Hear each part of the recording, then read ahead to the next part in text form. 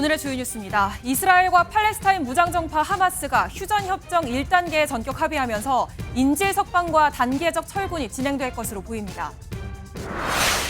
러시아와 중국의 서열 2인자들이 평양에 도착한 가운데 북한은 오늘 노동당 창건 80주년 열병식을 개최할 예정입니다. 추석 연휴 마지막 날 귀경과 나들이기 차량으로 정체된 고속도로는 밤 10시 이후에나 차츰 해소될 전망입니다.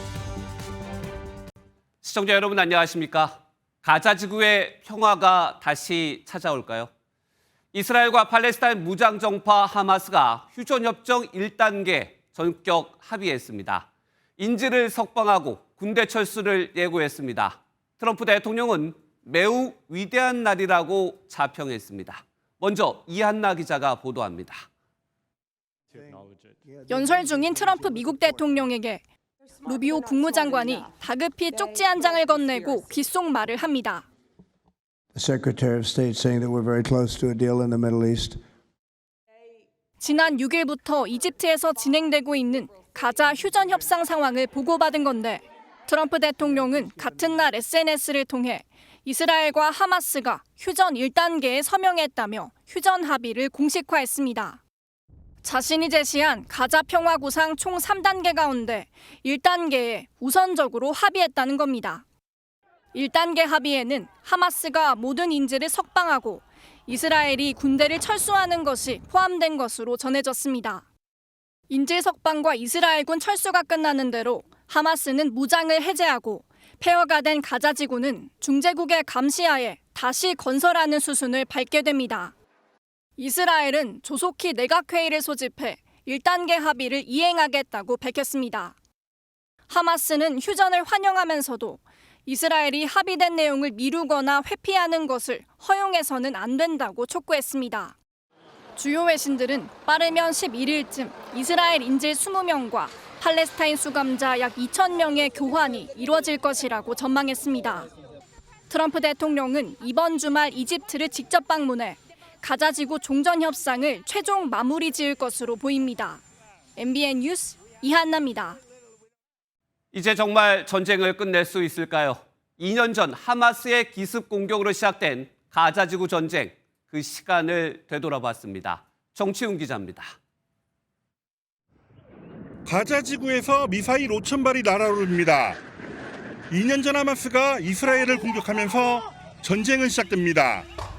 이른바 알-아크사 홍수 작전으로 이스라엘인 1,200명을 죽이고 민간인과 군인 등 251명을 인질로 삼아 가자 지구로 끌고 갔습니다. فقد قررنا أن نضع حداً لكل ذلك بعون الله ليفهم العدو. 허를 찔린 이스라엘도 가만히 있지 않았습니다. 압도적인 군사력을 앞세워 가자 지구를 봉쇄하고 대대적인 소탕 작전을 벌였습니다. כל המקומות שהחמאס מסתתר בהם, פועל מתוכם. 한 달 뒤 11월 휴전이 들어가면서 짧게 끝나나 했지만 불과 일주일 만에 다시 이스라엘의 공격이 시작됐습니다. 지난해 이란의 미사일이 이스라엘을 때리면서 일촉즉발의 상황까지 치닫기도 했습니다. 레바논 헤즈볼라와 예멘 후티 반군에 대한 이스라엘의 공격으로 중동 전체에 전운이 감돌기도 했습니다. 올해 1월 두 번째 휴전 합의까지 실패했지만 결국 하마스가 미국 트럼프 대통령의 중지안을 받아들이면서 전쟁은 막을 내리게 됐습니다. هذه لحظات تعتبر لحظات تاريخية وطال انتظارها من المواطن الفلسطيني بعد عامان من القتل والإبادة الجماعية. 가자 지구 대부분이 전쟁 2년 만에 초토화해 위성 사진은 회색으로 변했습니다. 6만 7천 명이 사망했고 17만 명이 다쳤습니다. 사망자 가운데 절반 이상은 여성이나 어린이로 추정됩니다. MBN 뉴스 정춘우입니다.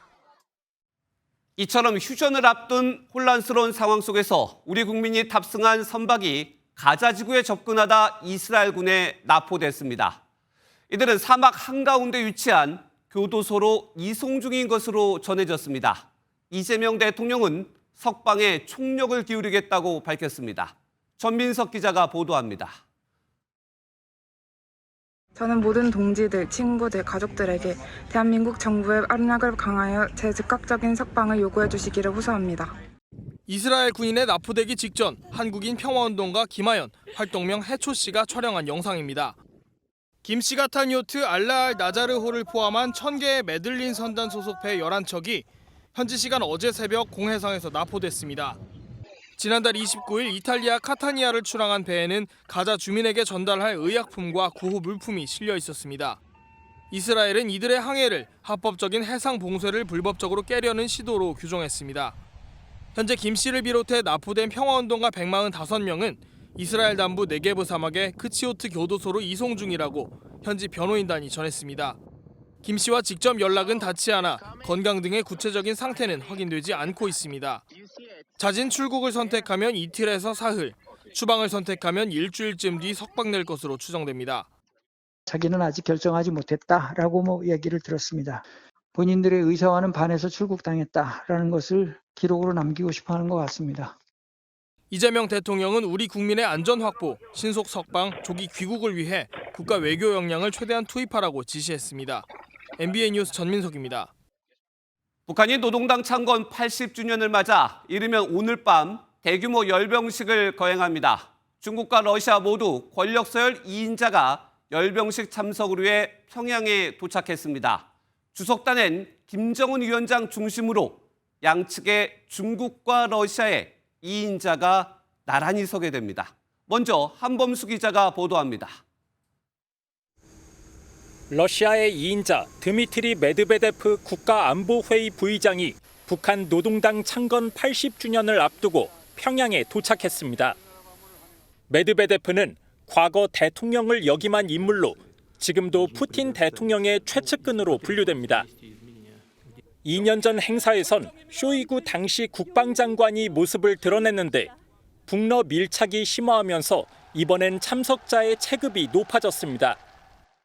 중국의 권력 서열 2위 리창 국무원 총리도 당과 정부 대표단을 이끌고 방북했습니다.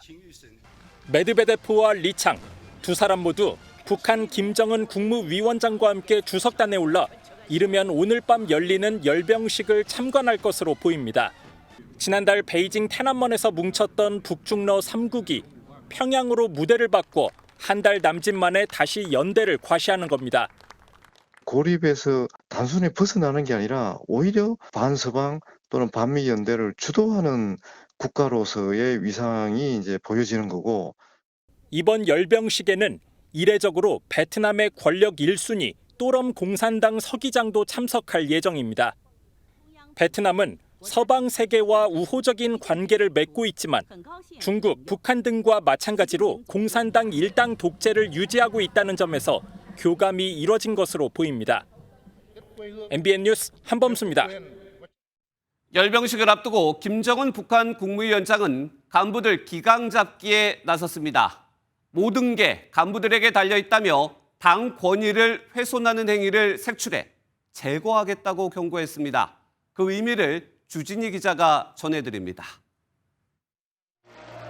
북한 간부 수십 명이 도열한 가운데 김정은 위원장이 도착하고 간부들이 만세를 목청 높여 외칩니다. 북한 최대 정치 명절인 조선노동당 창건일 쌍십절을 맞아 당 간부들을 모아놓고 연설을 한 겁니다. 우리 당이 사회주의 운동 역사상 최장의 집권사를 아로새겨 올 수 있은 근본 비결과 당 건설의 기본 특징. 김정은 위원장은 북한 노동당의 역사적인 장기 집권의 비결로 사상과 영도의 유일성을 확고히 했기 때문이라고 밝힙니다. 그러면서 이런 당의 영도적인 권위를 훼손시키는 행위는 색출하고 제거해서 엄격하게 기강을 다지겠다고도 강조했습니다. 이유는 모든 것이 간부들에게 달려있기 때문이라고 콕 짚습니다. 당 간부의 역할이라는 게 우리가 생각했던 것보다 훨씬 이제 크거든요. 당이 모든 걸 주도하는 사회다 보니까 당 내부의 이 기강을 제대로 잡아야 전면적 발전 목표를 달성을 할 수 있다는 어떤 절박한 의식도. 앞으로 10년 안에 모든 분야와 지역에서 새롭게 변천해야 하는 만큼 간부들의 무지, 무능, 부패를 견디지 않겠다는 경고인 겁니다. 현재 김 위원장은 지역발전 정책부터 핵무력 강화라는 국방 정책까지 각종 목표들을 쏟아내고 있는 상황. 노동신문 등 북한 매체들도 적대 세력 위협에 맞서 국방력을 계속 증강하겠다는 다짐을 사설로 내놓기도 했습니다. MBN 뉴스 추유진입니다. 이처럼 북중러의 강화 속에 이재명 대통령은 이달 말 열리는 경주 에이펙에서 미국, 중국과의 정상회담 준비에 한창입니다. 그런데 트럼프 대통령은 에이펙 회의 대신 우리 조선소를 방문할 것으로 알려졌습니다. 반면 시진핑 주석은 부인 펑리 위안과 동행할 것으로 보입니다. 송주영 기자입니다. 에이펙 계기로 열릴 트럼프 대통령과의 정상회담은 이재명 대통령에겐 교착 상태의 관세 후속 협상을 풀 중요한 기회입니다. 경주 이제 에이펙 정상회담이죠. 또 트럼프 대통령이 참석하실 거고, 그래서 협상하는 그 담당 장관들, 그 협상팀 입장에서는 중요한 계기죠. 에이펙 전 성과를 위해 최근 김정관 산업통상부 장관이 방미해 러트닉 상무장관을 만났고, 강훈식 비서실장 주재 통상 관련 회의에서 큰 성과가 없다는 보고가 있었던 걸로 보입니다. 현재 트럼프 대통령은 29일 방한에 1박 2일간 짧게 머물고 에이펙 정상회의 전 출국이 유력한데 난항인 관세협상 여파 아니냐는 해석이 나옵니다.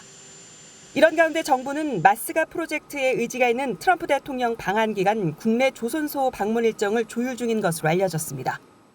We're going to have more great ships being built than we've ever had being built in the history of the Navy. John Phelan. 이 대통령은 내년 에이펙 의장국 자격으로 방한하는 시진핑 주석과의 회동 준비에도 심혈을 기울이고 있습니다. 11년 만의 방한이 그동안 껄끄러웠던 한중 관계의 상황을 종식할 수 있다는 기대로 보입니다. 국빈에 준하는 의전을 준비 중인 만큼 시 주석이 부인 펑리 위안 여사와 동행할지도 관심입니다. 미중 정상이 동시에 한국을 찾은 건 2012년 해관보 정상회의 이후 13년 만입니다. 판이 커진 경주 에이펙에서 이 대통령은 다시 실용외교 시험대에 오르게 됐습니다. MBN 뉴스 송주영입니다. 정청래 민주당 대표가 추석 민심을 전했습니다. 그러면서 개혁을 확실하게 빨리 해치워라. 민주당도 답답하다는 민심을 소개했습니다. 이에 앞서 우상호 정무수석은 추석 기간에 시끄럽지 않는 개혁을 민심으로 전했는데 이를 겨냥한 것이라는 해석이 자연스럽게 나옵니다. 먼저 이교욱 기자입니다. 정청래 민주당 대표가 직접 청취한 추석 민심이라며 SNS에 4개의 게시글을 연달아 올렸습니다. 이러다가 윤석열 풀려나게 생겼다. 검찰개혁 흐지부지 되는 것 아니냐. 개혁 빨리 해치워라. 민주당도 요즘 답답하다 등 빠른 개혁을 주문하는 내용들입니다. 우상호 대통령실 정무수석이 이재명 대통령 의중을 언급하며 개혁 속도 조절 필요성을 제기했지만 속도라든가 온도의 차이가 날 때가 있지 않습니까? 네. 대통령님의 생각을 잘 전달을 합니다. 근데 그럴 때 당이 곤혹스러울 때가 있어요. 이에 대해 정 대표는 민심은 빠른 개혁을 원한다며 민주당의 속도대로 가겠다는 의지를 천명했다는 해석이 나옵니다. 연휴 마지막 날 지도부가 가진 기자간담회에서도 이런 기조가 그대로 드러났습니다. 주권자의 명령인 3대 개혁을 신속하고 정교하게 완수하겠다며 일체 개혁방해 공작을 단호히 분수해야겠다고 공언한 겁니다. 특히 사법개혁에 대해서는 대법관실 면접까지 문제 삼은 전방위 압박이 이어졌습니다. 의원실 규모가 현재 약 45평 정도로 대법관들이 한 명이 사용하는 이 집무실의 규모가 75평 정도 된다고 합니다. 과연 이 정도의 규모의 대법관실이 필요한 건지. 민주당 사법개혁 특위는 이르면 다음 주 대법관 증원이 골자인 사법개혁 1차안을 발표할 것으로 보입니다. MBN 뉴스 이교욱입니다. 여권에서 엇갈린 목소리는 또 있었습니다. 이재명 대통령의 예능 출연과 이진숙 전 방통위원장의 긴급 체포를 두고도 당내에서 쓴소리가 나온 겁니다. 예능 출연 논란에 대한 대통령실의 대처와 이 전 위원장 체포에 대한 경찰의 방식이 아쉬웠다는 지적입니다. 이 내용은 우종환 기자가 보도합니다. 이재명 대통령 부부가 출연한 한 방송사 예능 프로그램은 방영 날짜까지 미뤄질 정도로 연휴 내내 정치권을 달궜습니다. 제가 발리면 너무 지저분하고 효율적이지 못하네요. 버리는 게 많아져서. 제가 맨날 생선을 발리면서 해부학적으로 접근하세요. 급기야 여당인 더불어민주당에서도 대통령실을 향한 쓴소리가 나왔습니다. 박지원 의원은 논란 초기에 대통령실이 촬영 날짜를 바로 공개하지 않았던 점을 지적하며 대통령실에서 솔직하게 잘 대응했으면 좋았는데 하는 아쉬움이 있다고 언급했습니다. 다만 초기 대응이 미숙한 것뿐인데 반응이 심하다는 옹호도 나왔습니다. 이재명 대통령이 맹부해 그 프로그램이 뭐 잘못된 게 있습니까? 이걸 무슨 국민의힘 장동혁 대표부터 물고 뜯고 있는데. 이진숙 전 방송통신위원장 체포와 석방을 두고 경찰을 비판하는 목소리도 여당에서 나왔습니다. 박범계 민주당 의원은 수갑을 채워 체포하는 게 절차적으로는 문제가 없다면서도 이 전 위원장과 국민의힘이 어떻게 반응할지 예상 못했다면 순진하거나 아드레날린 과다 분비에 따른 과잉이라고 지적했습니다. 박지원 의원 역시 박범계 의원 지적에 공감한다고 말하기도 했습니다. 다만 박지원 의원은 석방된 뒤에는 화면에 안 보여 좋다는 사람도 있다며 이 전 위원장 체급을 올려줬다는 일각의 분석에는 선을 그었습니다. MBN 뉴스 우종환입니다.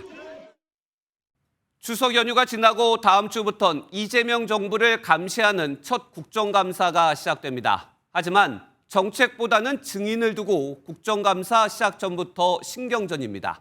뭐가 중요하길래 여야는 누구를 나오라고 하는 걸까요? 김현 기자입니다. 더불어민주당과 국민의힘이 오는 13일 시작하는 국정감사에 증인 채택 문제를 두고 충돌했습니다. 더불어민주당은 이번 국정감사에서 사법개혁을 완수하겠다며 조희대 대법원장을 겨냥했습니다. 조희대 대법원장이 국정감사에 출석하지 않을 경우 강제력을 동원할 수 있다는 강경 메시지까지 내놓았습니다. 네, 당연히 출석해서 증인으로서 선서를 하고 증언을 하셔야 한다. 그렇게 하지 않을 경우에는 국회법에 정해진 절차가 있습니다. 일반 증인들과 마찬가지로 국회법에 따른 절차를. 조국 혁신당도 조희대 대법원장에 대한 탄핵안 발의를 예고하며 압박 수위를 끌어올렸습니다. 희대의 대선 개입 판결을 주도한 조희대 대법원장에 대한 탄핵 소추안을 마련했다고 밝힌 바 있습니다. 조희대 대법원장은 국정감사에 충실히 임해야 할 것입니다. 국민의힘은 김현지 대통령실 제1부속실장의 출석을 요구하며 역공에 나섰습니다.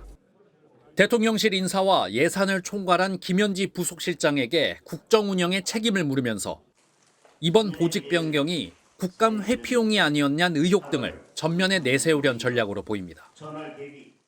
김현지 비서관이 나오는 게 먼저 아닐까요?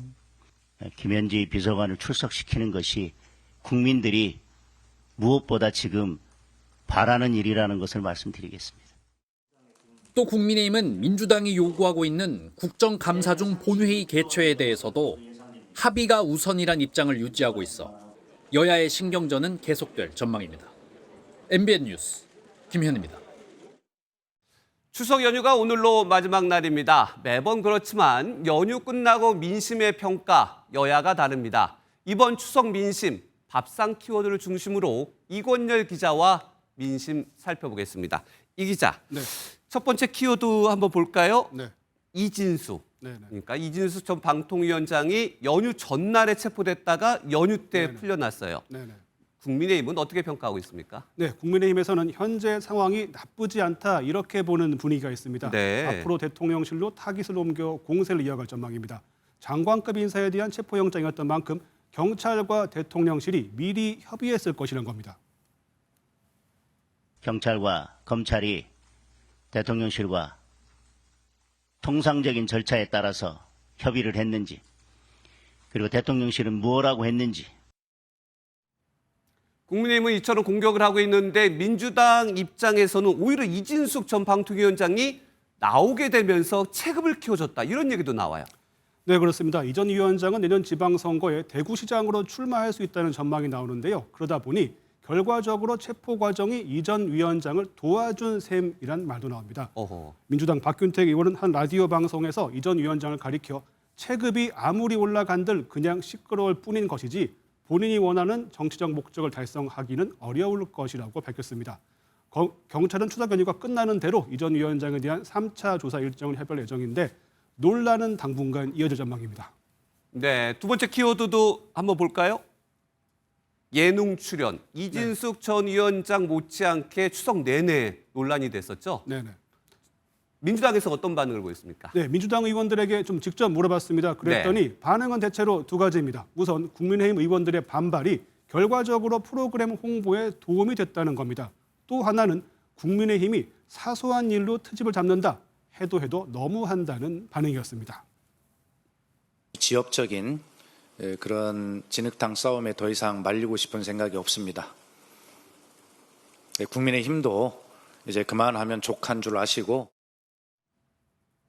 네, 민주당은 조금 이제 자제하려고 하는 분위기인 것 같은데 국민의힘은 부탁한다 뭐 이런 유행어까지 만들면서 계속 공격을 이어가고 있죠. 네, 그렇습니다. 오늘 국민의힘 최고위원회가 있었는데요. 장동혁 대표가 미국과의 관세 협상을 이번 논란과 연결지어 발언했습니다. 장 대표는 냉장고가 아니라 관세를 부탁한다고 비판했습니다. 네, 키워드 하나 더 볼까요? 지방선거. 이제 내년 6월이 지방선거니까 지금 정치권에서 한창 뜨거운데 일단 그럼 각 당이 바라보는 판세와 변수 어떻게 보입니까? 네, 이번 지방선거가 이재명 정부에 대한 중간평가 성격이 있는 만큼 여야 모두 사활을 걸고 있습니다. 양당 지지율을 보면서 말씀을 좀 드리겠습니다. 8월 4주 이후부터 보겠습니다. 지지율을 보면 민주당은 조금씩 하락하고 국민의힘은 정체 상태입니다.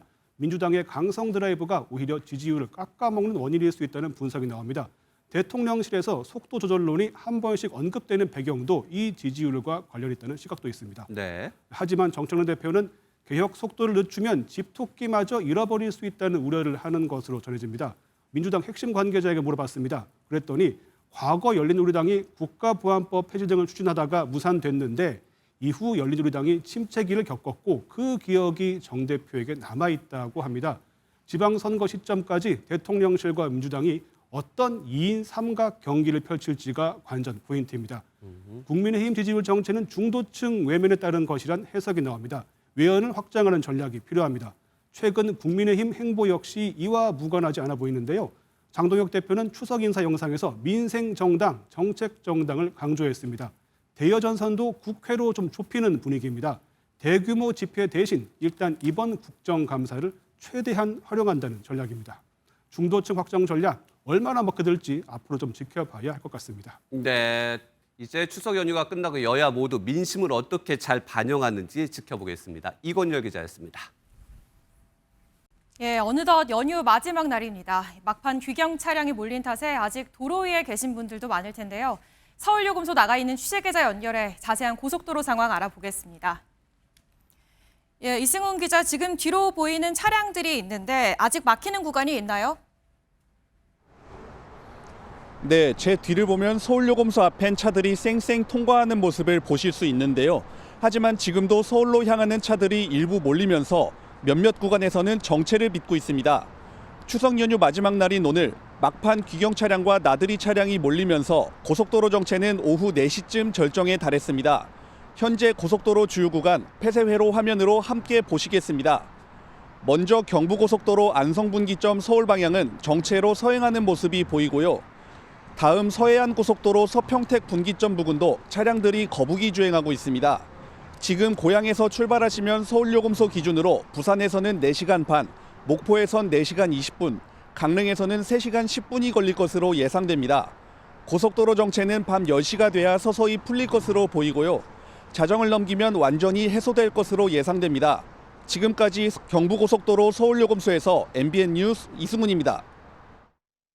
연휴 마지막 날인 오늘 날은 흐렸지만 시내 곳곳엔 활기가 가득했습니다. 이 길었던 연휴를 뒤로하고 나들이에 나선 가족들은 아쉬움을 달래는 모습이었습니다. 시민들 표정은 이동현 기자가 담아왔습니다. 나무가 우거진 공원 곳곳에는 가족들의 웃음꽃이 피어납니다. 긴 연휴의 끝자락.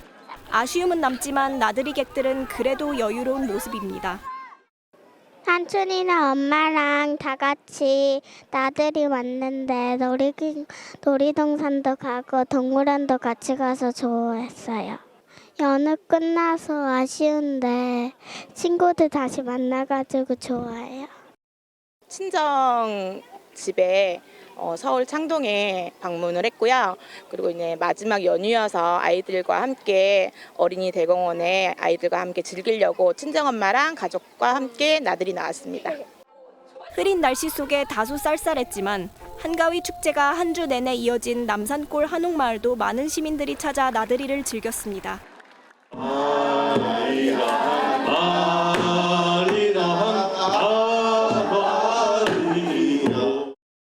아이가 지금 일본인 학교를 다니고 있는데요.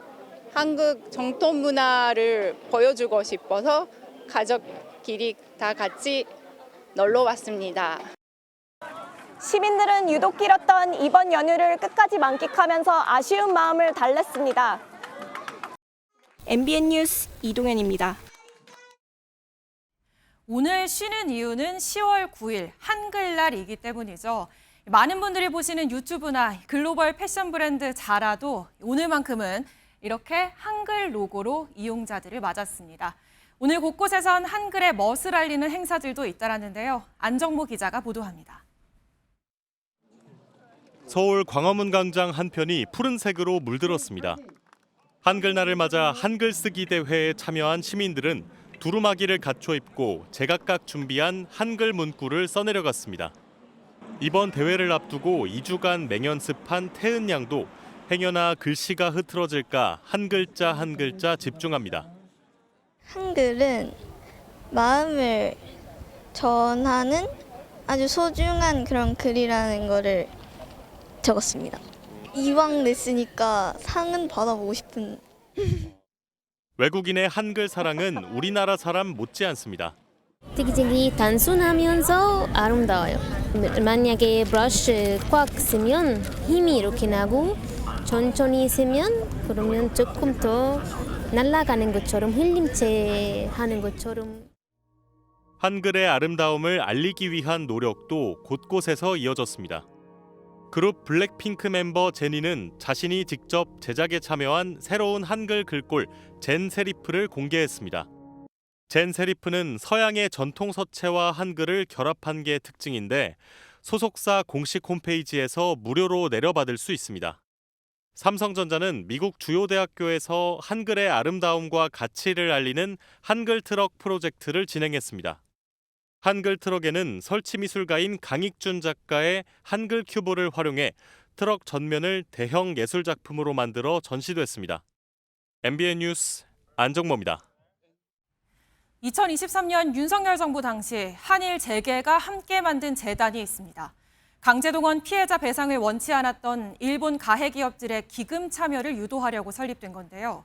기금 목적을 피해 배상이 아닌 양국의 관계 개선으로 내세운 거죠. 그런데 2년여가 지난 지금 이 재단은 제 역할을 하고 있을까요? 강영호 기자가 단독 취재했습니다. 지난 2023년 3월 한일 양국은 강제징용 피해자 제3자 변제안에 합의합니다. 그 직후 한일 미래 파트너십 재단이 출범했습니다. 한일 미래 파트너십 재단은 강제징용 피해자 배상안 발표 이후 양국의 경제단체가 기금을 조성해 출범했습니다. 목적은 직접 배상을 원치 않던 일본의 가해 기업들이 재단에 참여하도록 유도한 사실상의 우회로였습니다. 때문에 기금 목적도 피해자 배상이 아닌 미래 세대의 교류 증진이나 관계 개선을 위한 행사와 연구 등에 한정됐습니다. 이번 기금의 설립이 양국의 미래지향적 협력을 위한 의미 있는 교류와 협력으로 이어질 수 있도록 민감한 양국 관계 속에 외교부 산하의 비영리법인으로 설립돼 활동 중인데 MBN 취재 결과 사업 내역은 부실했습니다. 청소년 및 청년 세대 교류를 가장 먼저 내세운 것과 달리 고교교사 교류만 4차례 진행했으며 스타트업 간 협력 포럼을 2차례 개최한 데 그쳤습니다. 홈페이지는 사실상 방치돼 있었고 별도의 사무실도 갖추지 않고 있었습니다. 홈페이지에 나온 주소를 찾았지만 건물 관계자는 재단의 존재에 대해 알지 못합니다.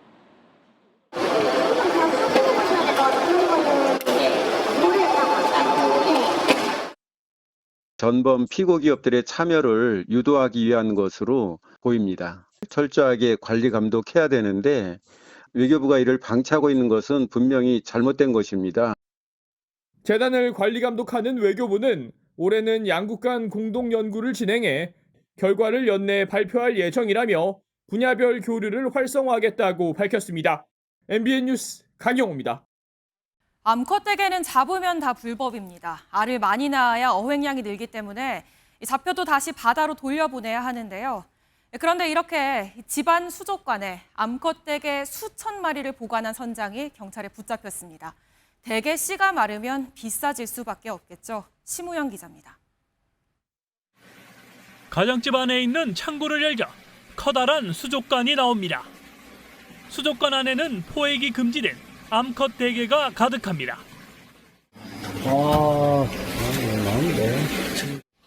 지난 5일 오후 10시쯤 50대 선장 등 2명이 암컷 떼개 155마리를 몰래 옮기다 해경에 덜미를 잡혔습니다. 집을 수색했더니 2,000마리가 넘는 암컷 떼개가 발견됐습니다.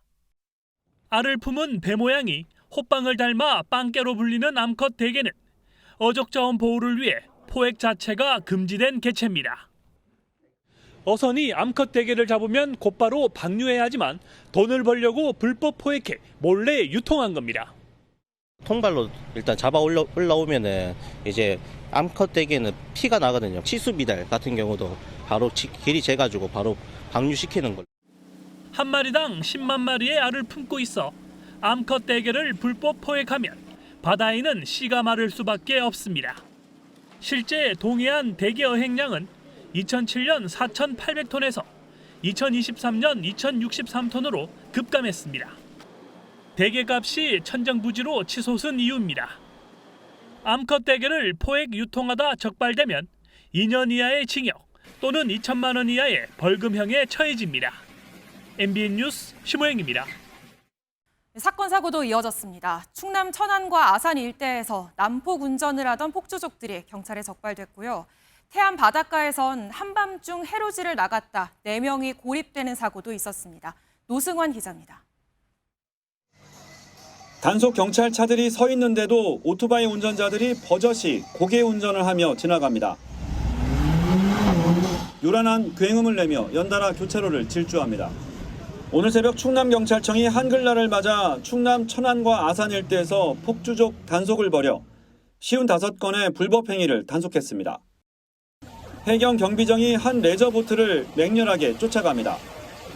보트에는 중국 산둥성에서 출발해 우리나라로 밀입국하려던 중국인 8명이 타고 있었습니다.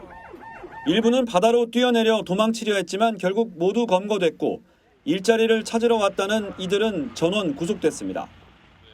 해경대원이 2사람을 붙잡고 갯골을 건네줍니다.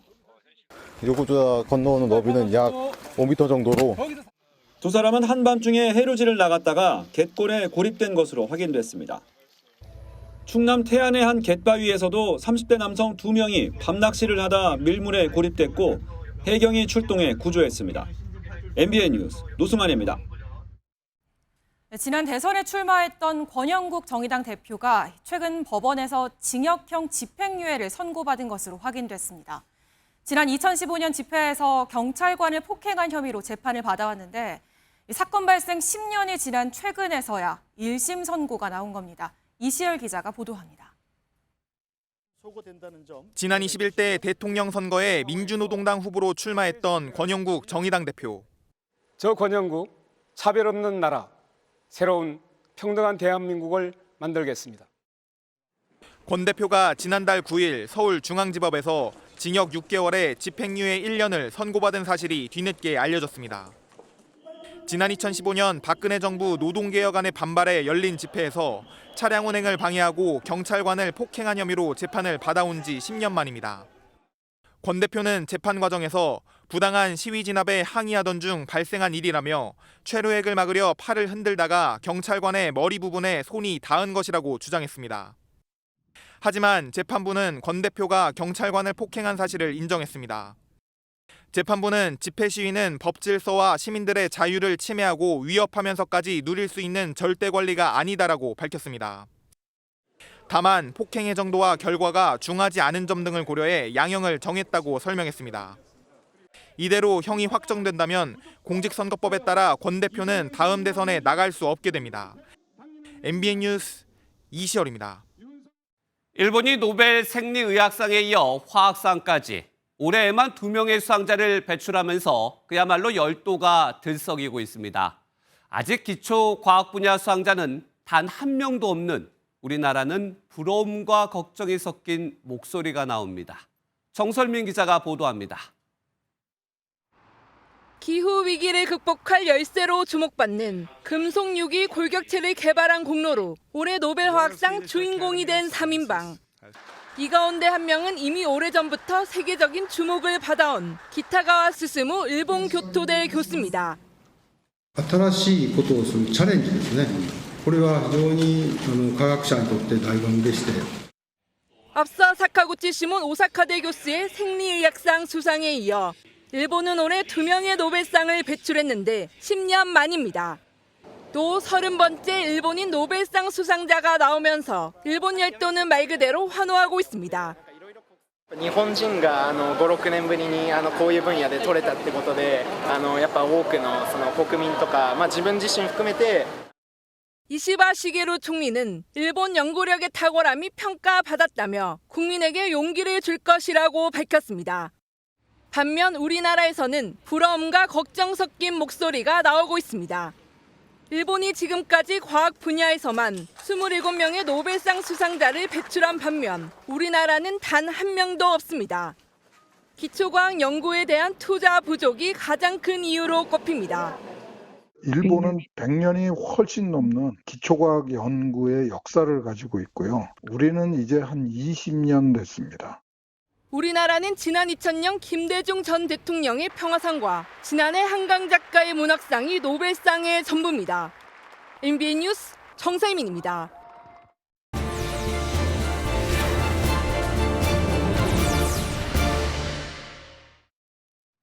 추석 연휴 마지막 날 평양 돋보기는 북한의 쌀에 대해서 알아보겠습니다. 북한에서도 추수철인데 현재 북한에서는 쌀값이 급등하고 있습니다. 그렇잖아도 어려운데 왜 쌀값은 오를까요? 김세희 기자가 알아봤습니다.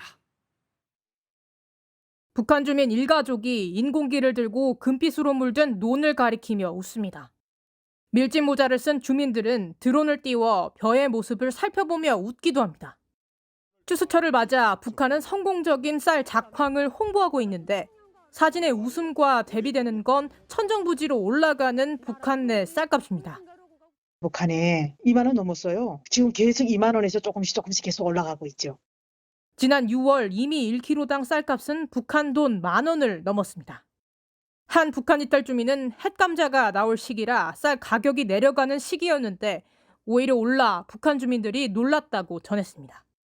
가장 큰 이유는 2022년부터 노동당에서 임금을 인상해 자연스럽게 시장의 가격들도 올랐기 때문. 게다가 환율까지 올라 물가는 더욱더 폭등해 주민들은 감당하기 어려워졌습니다.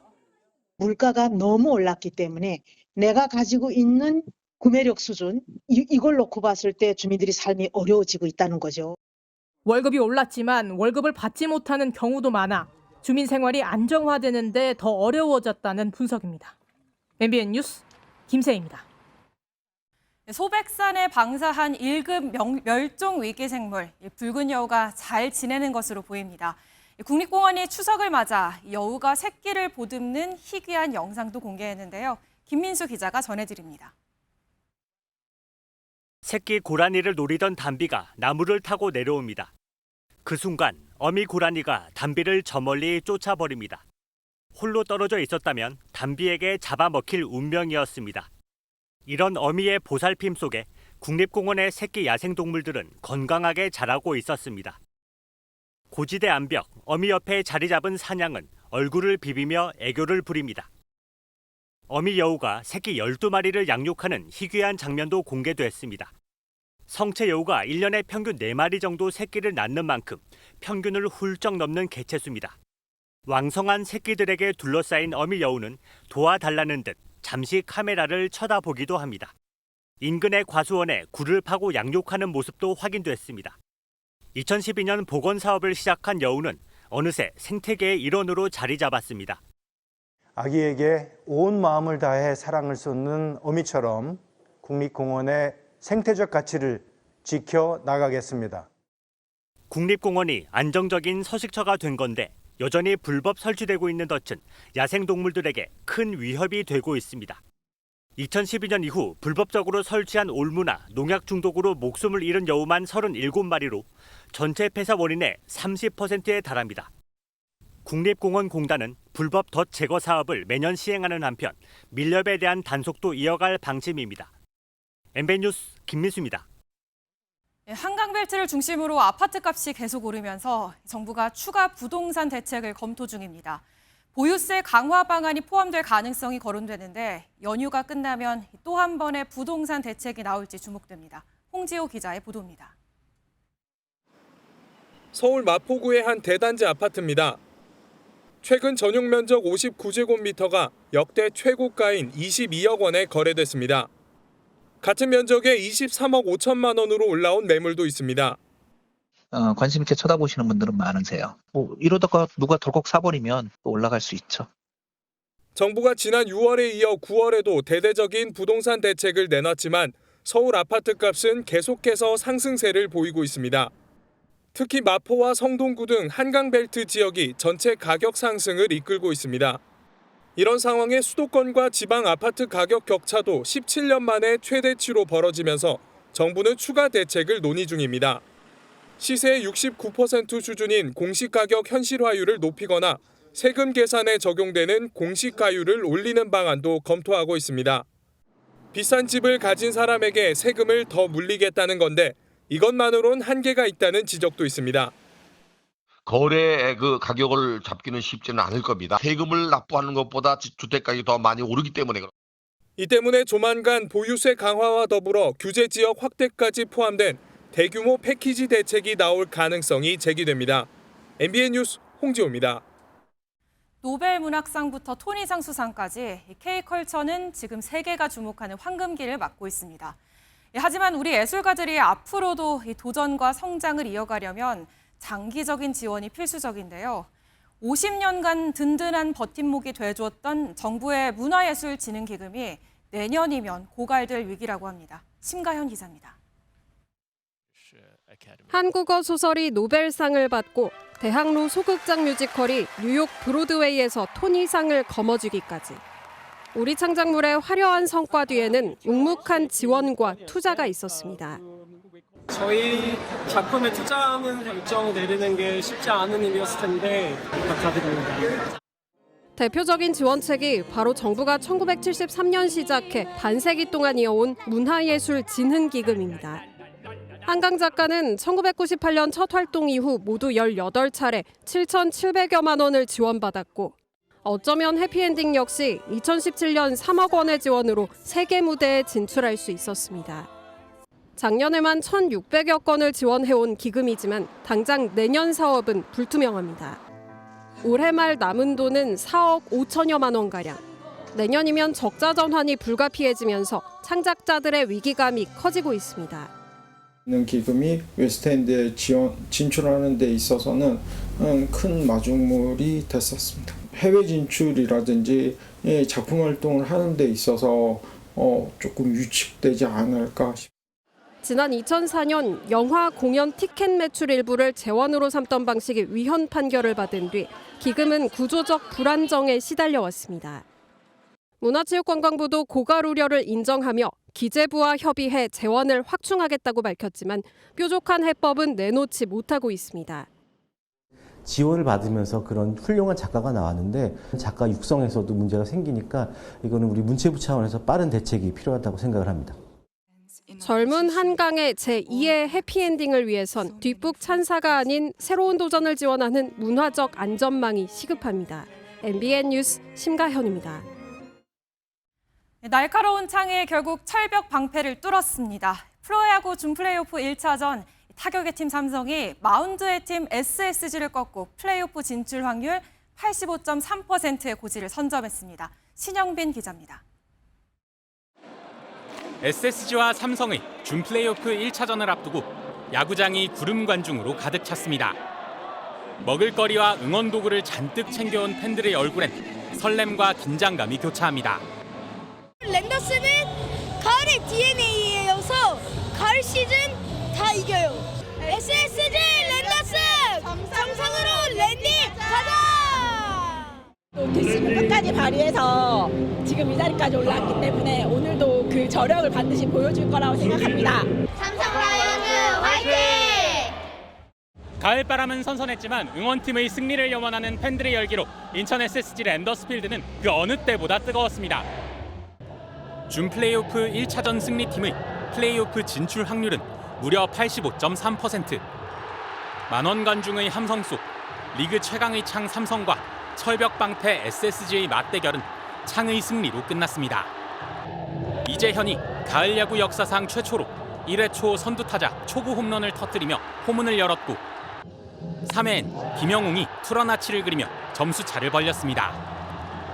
타선의 폭발과 함께 가을만 되면 작아졌던 선발 최연태까지 6이닝 무실점으로 잘 던져 팀의 승리를 이끌었습니다.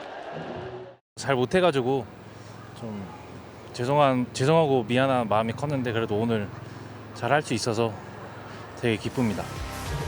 플레이오프 진출에 유리한 고지를 선점한 삼성에 맞서 SSG의 반격이 이뤄질지 야구 팬들의 시선은 벌써 내일 열릴 2차전으로 향하고 있습니다.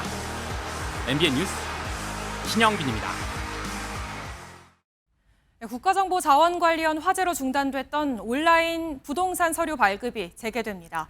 국토교통부는 내일부터 정부24 플랫폼을 통해 토지와 임야대장, 부동산 종합증명서 등 8종의 부동산 서류를 발급받을 수 있다고 밝혔습니다. 이런 가운데 정부는 국정자원 화재로 가동을 멈춘 전산 시스템이 647개가 아닌 709개라고 정정했습니다. 지난달 관광객을 포함해 우리나라를 찾은 중국인 수가 52만 5천 명을 넘어서며 1년 전보다 16% 정도 늘었습니다. 최근 중국인 단체 관광객 유치를 위한 무비자 입국 등 정부 시범 사업도 진행되면서 방한 관광객은 더 늘어날 것으로 예상됩니다. 추석 연휴 잘 보내셨나요? 다시 일상으로 돌아가는 내일은 수도권과 강원도를 중심으로 비 소식이 있습니다. 비가 내리며 한낮에는 서울이 18도, 강원도 화천은 16도 선에 그치며 오늘보다 더 서늘하겠습니다. 비는 내일 새벽에 경기 북부와 강원 북부부터 시작돼 오전에는 점차 그 밖의 지역으로 확대되겠고요. 모레까지 경기 북부와 강원 북부에 최고 60mm, 서울 등 그 밖의 중북부와 충청 북부에는 5에서 30mm의 비가 예상됩니다. 한편 바다 상황은 여전히 좋지 못합니다. 동해상과 남해상을 중심으로 풍랑특보가 발효 중인 가운데 내일까지 물결이 매우 높게 일겠고요. 서해안에는 폭풍해일 주의보가 내려져 있습니다. 저지대 침수 피해 없도록 주의하셔야겠습니다. 내일 중부지방은 대체로 흐리겠습니다. 서울의 아침 기온 16도, 낮 기온은 18도가 되겠습니다. 남부지방은 대체로 맑겠고요. 아침에 17도 안팎으로 시작해서 낮에는 광주가 27도, 부산은 26도까지 오르겠습니다. 당분간 중부지방은 비 소식이 잦겠고요. 다음 주 화요일에는 전국에 비가 내릴 전망입니다. 날씨였습니다.